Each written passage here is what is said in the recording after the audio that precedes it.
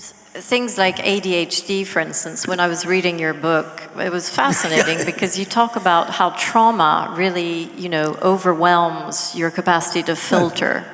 And it overwhelms your capacity to focus and concentrate. And it really sounded like a description of ADHD. Yeah, but see, so people buy these labels, but what does the label mean? The label means this person is unable to pay attention and sit still. Yeah. Why you just say this person is unable to sit still rather than using fancy language that obscures the reality, because there's all kinds of underlying issues. It doesn't tell us anything. Every traumatized kid I've ever met probably meets diagnostic criteria for ADHD. That doesn't mean that every person who has ADHD has been traumatized. So the surface phenomena are the same, but for God's sake, you're trained. We pay you a lot of money. You need to do better than giving a superficial label to people. Completely. Yeah. And so in terms of healing trauma, so you've tried so many different modalities. I mean, you talk about EMDR, you talk about neurofeedback. I studied each one of these things. And you studied. That's very important. I'm just not a fan. Yeah. When I see something, I say, it seems to work. For whom does it work? For whom it doesn't work? And that's what I've done in my life.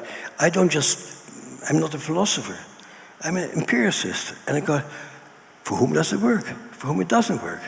And so, yes, I did the first study on EMDR, and it worked for some people and not for other people. I did the first study in scientific studies yoga, it worked for some people and not for other people. And then you need to figure out for whom does it work and for whom it doesn't work. That's really what being a scientist means. You need to really know this stuff, yeah. And so how is it the skill of the therapist or the skill of the psychiatrist that then manages to correlate what they think will work best in terms of healing modality and then match that patient to the healing modality? Yeah. Is that, and then how do you determine, okay, for this person, neurofeedback will work better, for this person, EMDR will work better, for this person, psychedelics might work better? Well, that's because at some point, you really know the modalities available. There's really a problem in the field of therapy is that many therapists, I wouldn't say everybody, many therapists become religious people. Yeah. They happen to have read some Freud and they say, I'm a Freudian. And somebody else happens to have read some Jungian and say, I'm a Jungian. And then somebody learns EMDR and says, I'm an EMDR therapist. That is just a technique. They were two flawed guys who had interesting notions, but what is it that you need? It's not what my religious belief is in these dead guys. It is, do you think Freudian psychoanalysis would help you? Probably not. Will Jungian stuff help you? Let's find out. But you need to really go like, everybody who does this work should know a whole host of different modalities. First of all. And so, yes, EMDR turns out to be a very helpful treatment for many people. So that's one of the tools I have in my toolbox. But if you are chronically unable to focus and to concentrate and pay attention, I wouldn't do EMDR on you. I would say this person's mind is unable to focus and concentrate. And I would think, let's see if neurofeedback can help you and do some computer-brain interface work on you where I help you to regulate your brain waves so you can actually focus your attention better. Yeah. And if you continue to live in a whole atmosphere of danger and fear that is so global, these days I would say, be very helpful if you can try psychedelic agents for you in a very safe environment where we can allow you to go very deep into altered realities and help you to rearrange what is real for you. But it needs to be done extremely carefully. Yeah, completely. And so, other therapies that you talk about is theater therapy, for instance, so reimagining a different outcome of what happened to you. That's not quite it. I got into theater because people's identity gets formed in a certain way, and they say, I need to be the toughest person on the block, otherwise I'll get hurt. Or I will always be ineffective, so I always need to suck up to other people, and that becomes their identity, their character in a way. And then we were inspired by a program in my neighborhood called Shakespeare in the Court. When you are a juvenile delinquent in my particular county, you have a 50% chance if you commit a minor crime as an adolescent, that the judge says to you, you have a choice. You can either go to jail or you can become a Shakespearean actor. I come from a civilized part of the world, actually. And so half of the kids choose jail because it's safer, half of them go Shakespearean actors.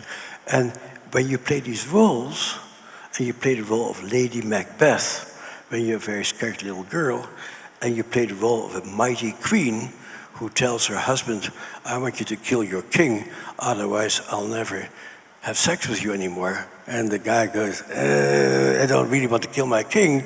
And then you, as the mighty queen, says, if he had not so resembled my father, I would have done the deed myself. And when you play that role, you go like, oh my God, that's what it feels like to be a mighty queen. I will try that out a little bit more. And so people get the experience of being somebody other than the identity that they have acquired. That's why we do theater. Which is key. Yeah. Now, I think we are almost at our 45-minute mark. It's gone very, very quickly. We have barely scratched the surface. Yeah, we barely scratched the surface, I agree. It's very frustrating. Current treatment guidelines, at least in the UK, so NICE guidelines are, for NICE, the National Institute of, help me out here, what does NICE stand for? Okay. Anyway, it's the guidelines for prescribing in England, NICE guidelines. So they're the guidelines for prescribing. So basically, if you're a psychiatrist, then you'll go to the NICE guidelines and they'll say, okay, if you've got depression, you prescribe an SSRI or you prescribe CBT. Those are the two sort of treatments that are currently most prevalent in the NICE guidelines, so SSRIs and CBT. What is your view on those two sort of standard of care modalities of treatment? Yeah, I don't live in that world anymore. And I didn't start off in that world because I lived in a world of ignorance. Of ignorance. Ignorance. And that's a very good world to live in because then little lights start shining from time to time. Once you know the truth, you don't learn anything anymore. And so what I've seen happen in our profession, and you may not know this, but I'm really quite an old guy, is that these days people try to manage other people. And I supervise a lot of young people say, how do I manage this? And I go, I have no idea. I can barely manage myself. How can I manage somebody else? But maybe I can help you to figure out what it is that you feel you need and what works for you. And so, like, there's this CBT stuff, the cognitive behavioral treatment, where you tell people to not have their irrational thoughts. I do that with my wife all the time. I tell her that her thinking is off, and it's a miracle for our relationship. She's always so grateful when I point out to her how her thinking is not normal. How did psychologists think so low as to do a stupid marital argument? People like telling people that their thinking is abnormal doesn't really help people to become mindful people, like what the hell happened? Medication sometimes can be helpful, but if that's the only thing you know, that's the only thing you do. Yeah, agreed. No, I mean, I think everybody in the... And a very important part of my training back then was still, you have to do your own work. And you have to really examine who you are. And at that time it's all psychoanalysis, but you need to actually, what has happened in our field is that people say, you're screwed up and I'm not. You're mentally ill and I'm perfectly normal. And I'm doing a thing later on this week about what is normalcy. I've never met a normal person in my life. Everybody has their quirks and their abnormalities. And so to say, you're messed up, you need a drug, and I'm not, that's not the world I live in. Say, you have problems getting close to people, or you have problems focusing and concentrating, or what is it going on with you that gets in the way of optimal functioning? And so what we really should be doing is to study what would be your best level of functioning and what gets in the way of your fulfilling what could be your destiny. Yeah. And what can we do to help you to lead a more satisfying life? That's very beautiful. So unfortunately, we're running 5 minutes over. It feels like we've only just started, but I think what we're going to do is break up for a drink and not too much. Yeah, and then come back and finish up a few more questions, and then we're going to open it up to the audience. And so there should be a QR code at some point coming up on the screen, and then you can send in your questions. Good. Okay. So, yeah, so I think I've got this right. I mean, it feels like it was not 45 minutes, but I think it was. So yes, thank you. Yeah. So in terms of what we were just starting on, which was sort of the healing, which is really, what can you do? I mean, there's so many different modalities, and we were talking a little bit about how you choose those modalities for each person.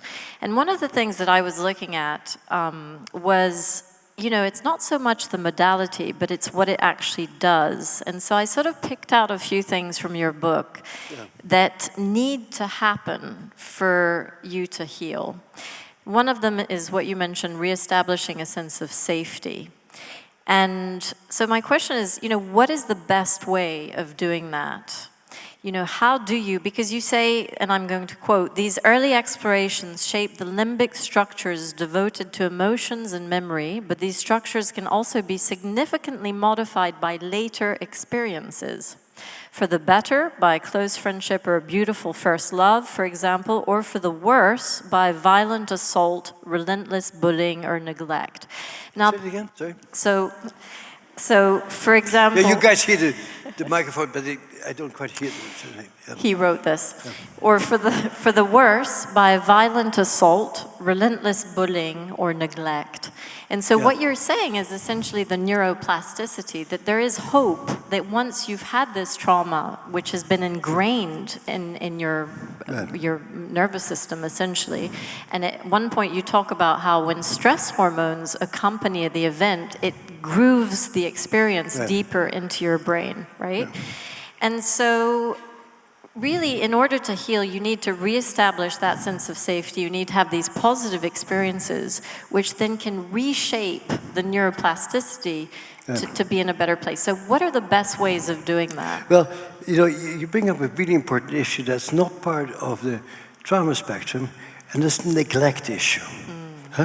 And so if you grow up in a very chaotic environment and you're yet another child who is a burden, you're just a pain in the ass person who bothers people in some ways. And so nobody is particularly glad to see you. There's no sense of joy in seeing you. And that, of course, is very different from most people I know who plan their kids. And when they have their kids, they really treasure those kids. Maybe they get over-involved with their kids. But, we're not like old-time families that some people in this audience I'm sure came from, where you have 7 kids and they raise each other in a way. And so a very important part to become who you are is to be known and to be seen. To be known and to be seen. And that is much even bigger than the whole trauma issue, is do people know me? Do people see me? And that, of course, is a big issue in medicine and psychiatry today also, because you are a list of symptoms and nobody gets it. That's interesting. I live in Boston. Boston had hospitals around within a mile from my house all say, we're the greatest hospital in the world. And I bet they are great if you get really sick. But when I go to any of these hospitals, I'm just a chemical profile. Nobody knows me. Where do I get my health care?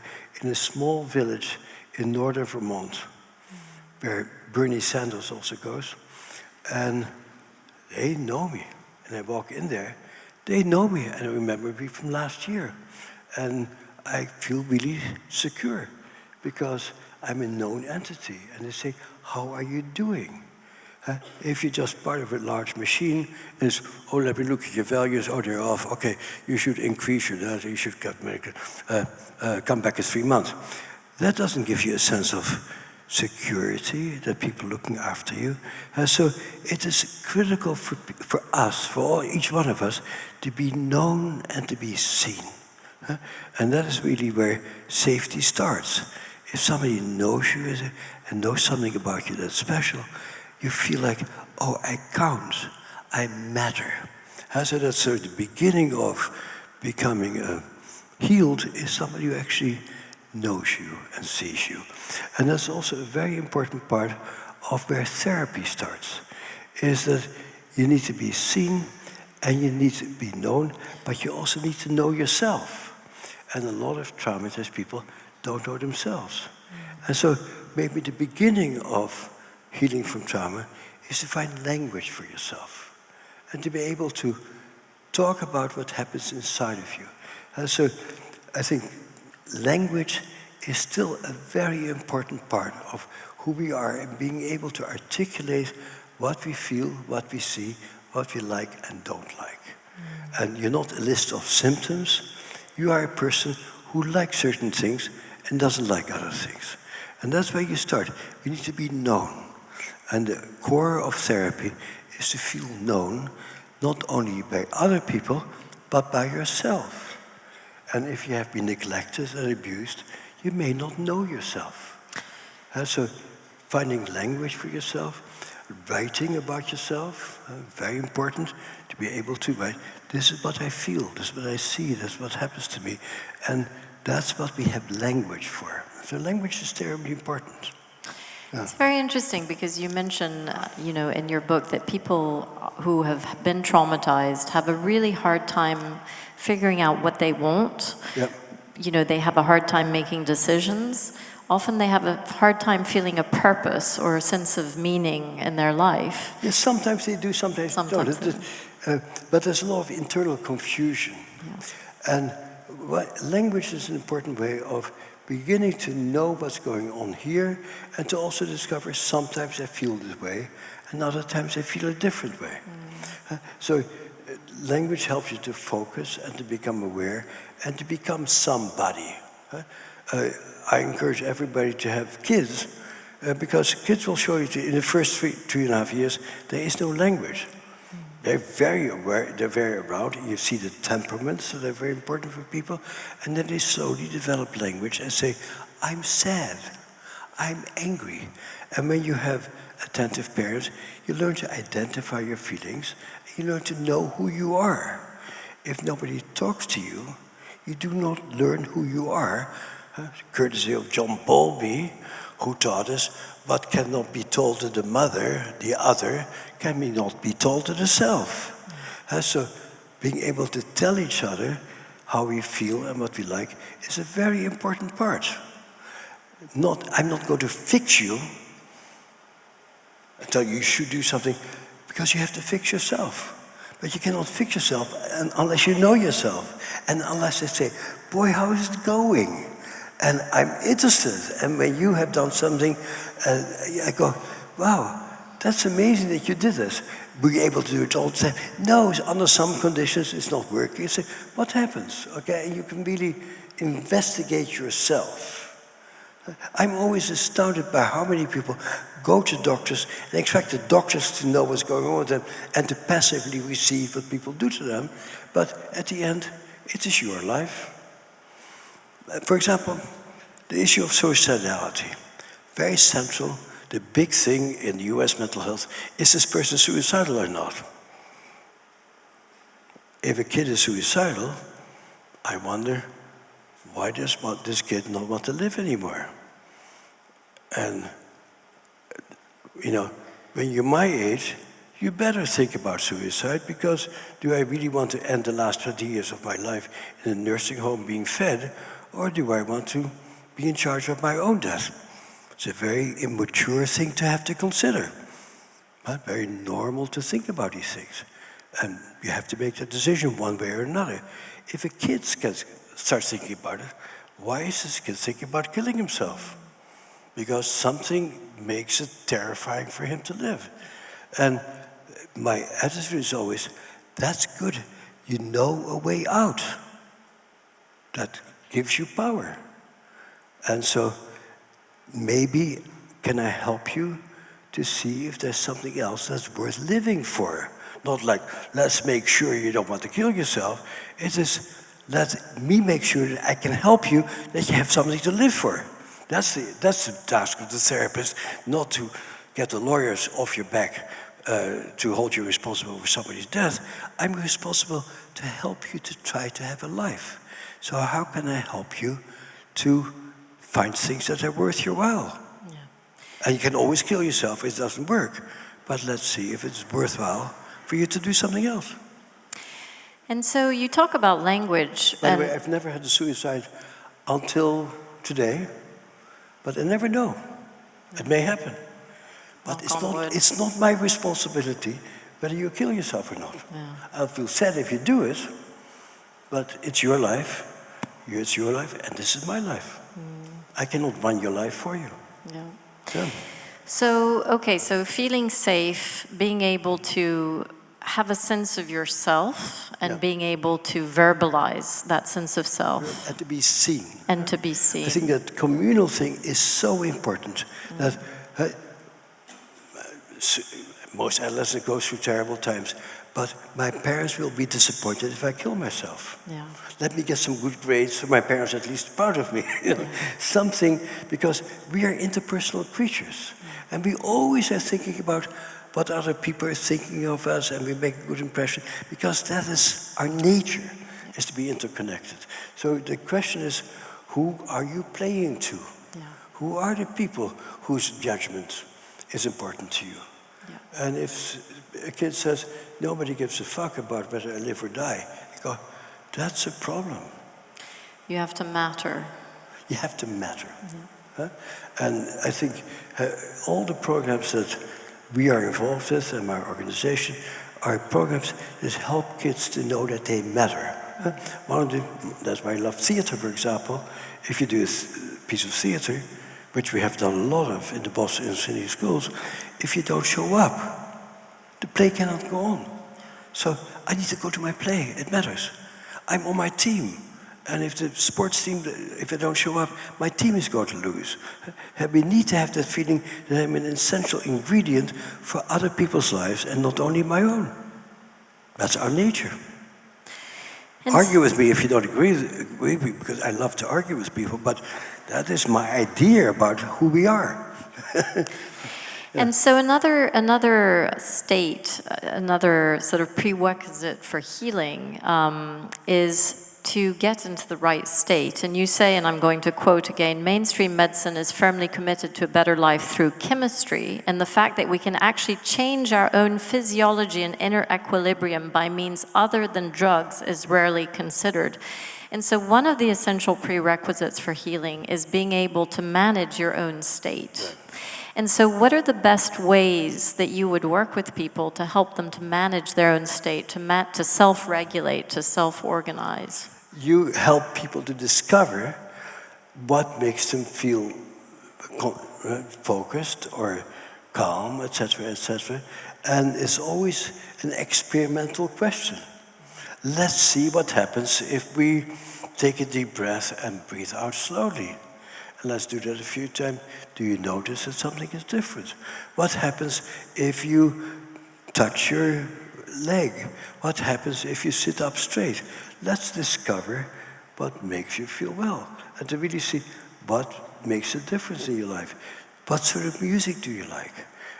What sort of sound do you like? So to really discover what your body responds to and how your body changes as you engage in music or engage in sports or engage in activities.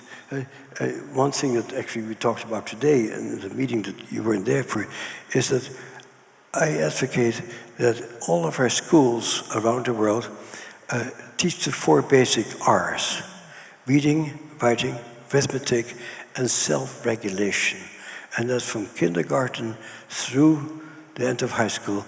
Every week you You have classes and laboratories about who are we, how does our brain function, what's it like to be talking to each other, what's it like to sing together, what's it like to make music together, what is it like to throw a basketball, what's it like to engage with people, and to really discover who we are, not only what's out there, but this is inside of us.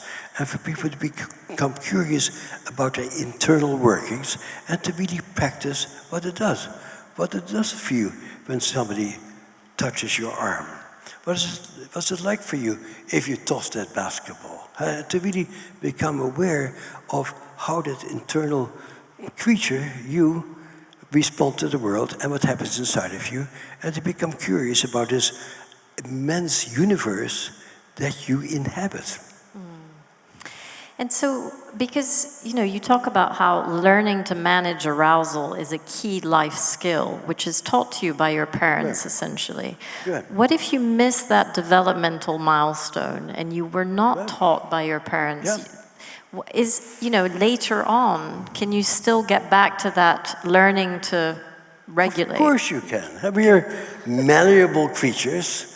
We have ongoing neuroplasticity. And you already have discovered that if you listen to Bruce Springfield, you feel a bit calmer. And if you smoke a little dope, that when somebody yells at you, it doesn't bother you so much. And so let's discover what helps you feel calmer and to be more mindful. And as you and I just discussed, mindfulness is very important, learning to notice yourself and to feel yourself. But for many people, being mindful is very scary because the body keeps a score, and once you become quiet, all of this stuff starts coming up, and it may be a very scary experience. But then what we discover is that if you do Tai Chi or yoga, you can fully engage with your body, but you also have to pay attention to how your body moves, and you still get that internal capacity for self-regulation. And around the world, everywhere except for the UK and the Netherlands, where I grew up, and New England, where I live now, people have traditions of moving together and singing together and dancing together as a way of regulating yourself. And what do you do with your kids when they are upset? You sing together, you move together, you do things together to calm yourself down. But moving and that sort of stuff is prescribed in our white Northern European cultures, but the rest of the world does that beautifully, of course.